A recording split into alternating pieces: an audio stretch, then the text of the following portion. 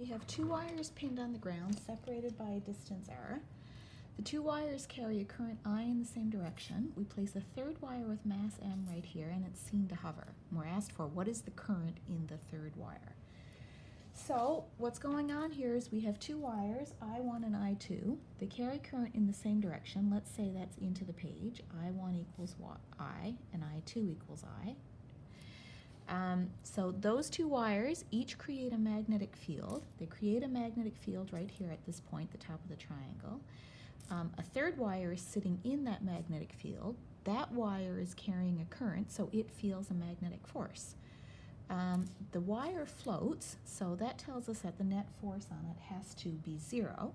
So let's draw a free body diagram for that wire. So the wire is here. We're not sure about the direction of current yet.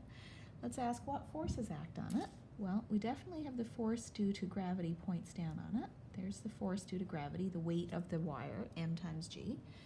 So if gravity points down, then the magnetic force must point up. We know that the magnetic force points up, so what we know is that these wires, I1 and I2, must be repelling that third wire, I3.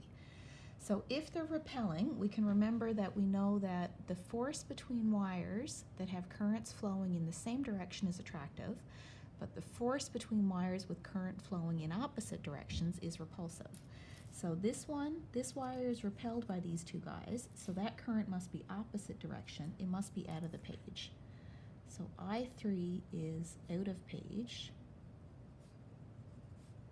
because it's repelled by I1 and 2.